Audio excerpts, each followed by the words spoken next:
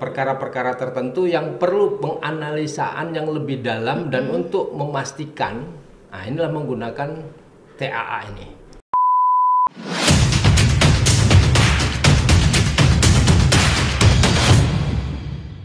Assalamualaikum warahmatullahi wabarakatuh. Salam Pendekar Banten.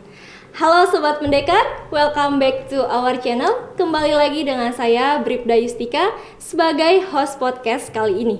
Jangan lupa untuk like, share, and subscribe supaya tidak ketinggalan video-video berikutnya. Oke Sobat Pendekar, hari ini saya sudah bersama bapak-bapak polisi yang ahli dalam bidang penyidikan laka lantas dengan menggunakan metode TAA. Apa sih metode TAA itu?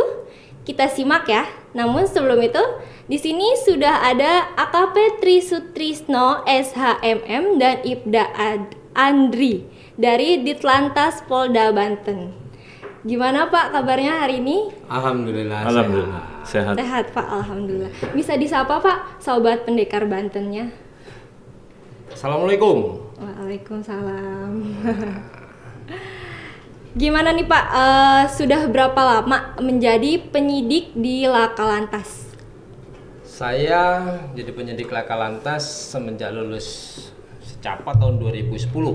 2010. Saya jadi penyidik laka, jadi kanit laka di Polres Serang kurang lebih selama 3 tahun. Nah, itu menduduki jabatan kanit laka. Dilanjutkan setelah saya AKP, saya jadi kanit laka lagi di Polda tahun 2016. Kembali lagi setelah jadi Kapolsek, kembali jadi kanit Kasilaka sekarang. Kasilaka. Jadi back to basic, kembali ke laka ya Pak ya. Sudah lama ya Pak ya di dunia laka lantas ini. Ya kurang lebih 12 tahun ya Pak ya.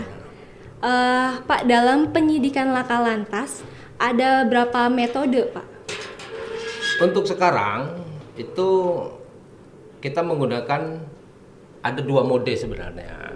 Mode itu adalah yang pertama adalah model manual atau kita menggunakan ukuran gambar skala 1 banding 1000 di kertas. Kalau sekarang nih yang terbaru adalah traffic accident analysis atau disingkat dengan TAA. Itu adalah menggunakan teknologi, menggunakan komputer dan beberapa peralatan yang saat ini sudah semakin canggih seperti itu. Berarti yang manual itu sudah tidak terpakai? Masih digunakan, kan gitu. Masih digunakan, namun untuk perkara-perkara tertentu yang perlu penganalisaan yang lebih dalam dan untuk memastikan, nah inilah menggunakan TAA ini. Jadi lebih spesifiknya spesifikasi seperti itu. Lalu Pak, metode TAA itu apa sih Pak? Metode TAA itu penyidikan laka lantas yang menggabungkan antara beberapa bidang keilmuan dan diaplikasikan dalam suatu proses analisa laka lantas. Itu biasa digunakan oleh pertambangan juga sama, ya kan, teknologi-teknologi 3 dimensi. Rekonstruksi, ya. Jadi kalau di TAA itu adalah rekonstruksi kejadian yang dilihat secara visual. Ya, lebih detail dia. Lebih detail. Jadi kalau pelaksanaannya itu untuk memastikan suatu kejadian itu sebelum, saat, dan setelah itu menggunakan gambar langsung di TKP-nya, begitu. Nah, ini untuk Sobat Pendekar ya Pak ya, supaya bisa lebih mengerti apa itu TAA, bisa kita saksikan bersama video tentang penyelidikan kejadian laka lantas dengan menggunakan metode TAA ini. Langsung saja cekidot.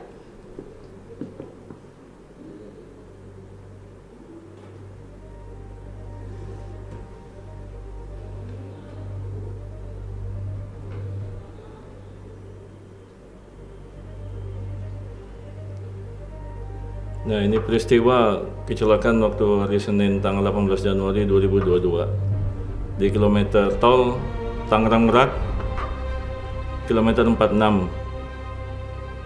Itu melibatkan kendaraan bus AC Prima yang menabrak kendaraan Isuzu dump truck yang sedang parkir.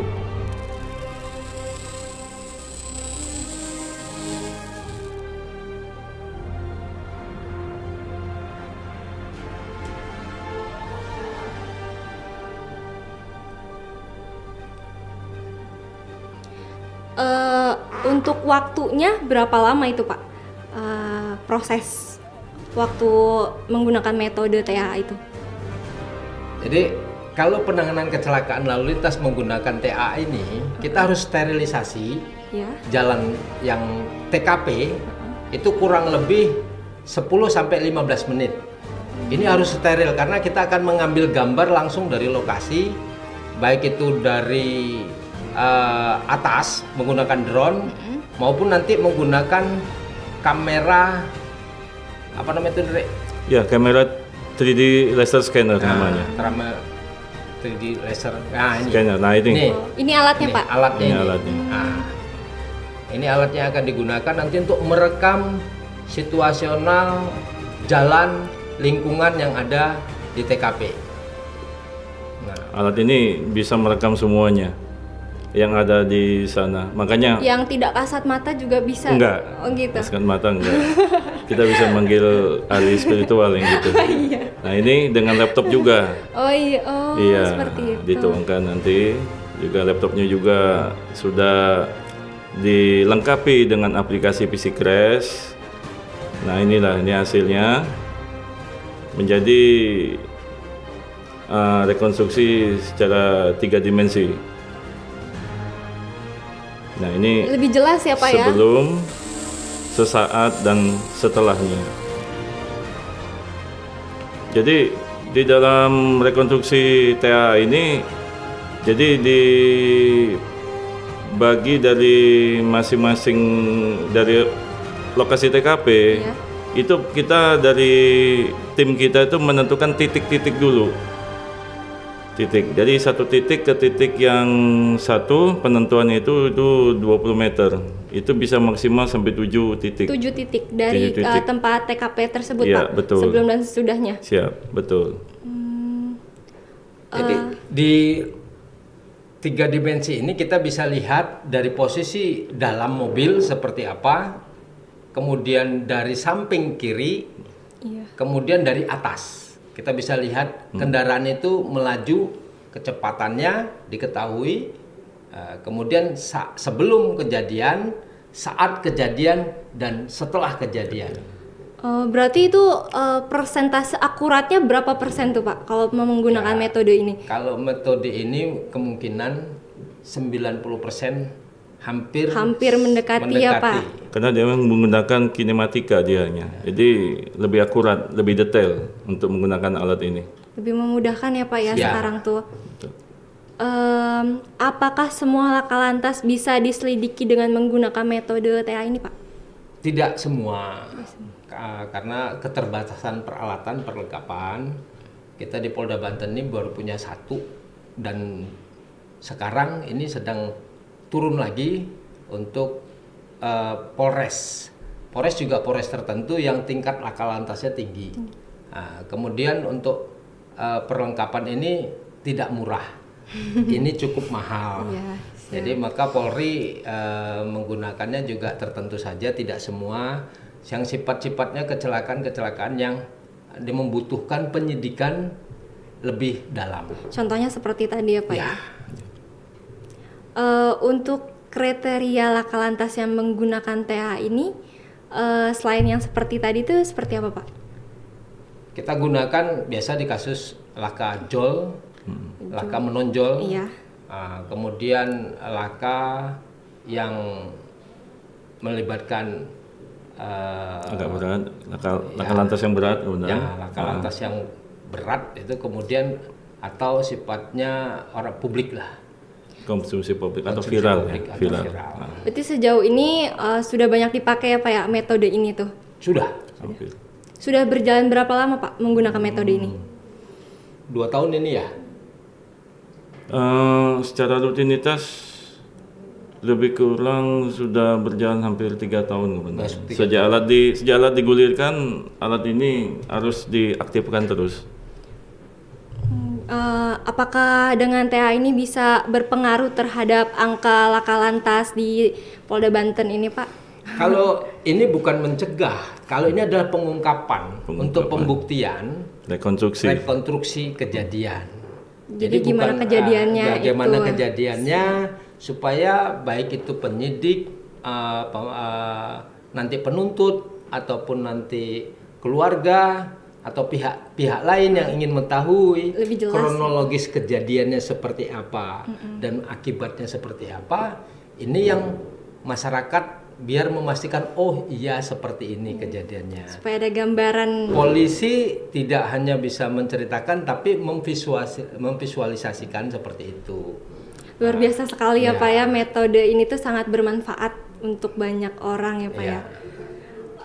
Ada pesan dan untuk para pengendara agar terhindar dari laka lantas? Pesan-pesan kepada pengendara, ya kami mengingatkan dalam berkendaraan, ya dalam berkendaraan lalu lintas saat ini yang cukup padat, ya itu harus mematuhi aturan-aturan lalu lintas yang ada. Utamakan keselamatan daripada kecepatan. Patuhi, jangan terobos lampu merah. Saat merah ya merah berhenti. Di dalam kota kecepatannya sudah diatur, tidak usah kencang-kencang kan seperti itu. Kemudian pastikan helm, penggunaan helm itu ini masyarakat kebanyakan tidak mengklik. Tidak mengklik ya Pak, ya. Betul. Kemudian safety belt. Ya, safety belt ini yang fatalitasnya banyak menyebabkan korban. Betul Pak, ya, dianggap sepele ya Pak. Dianggap sepele. Nah, malah kadang-kadang nggak dipakai, disampingkan seperti itu kan. Supaya tidak bunyi sensornya. Iya, supaya tidak bunyi sensornya. Mobil-mobil sekarang semua sudah apabila tidak dipasang safety belt itu pasti sensornya semua nyala, baik itu yang nyala maupun yang bersuara seperti itu. Baik. Pesan kami kepada para pengguna jalan, patuhi aturan. Patuhi aturan lalu lintas untuk keselamatan.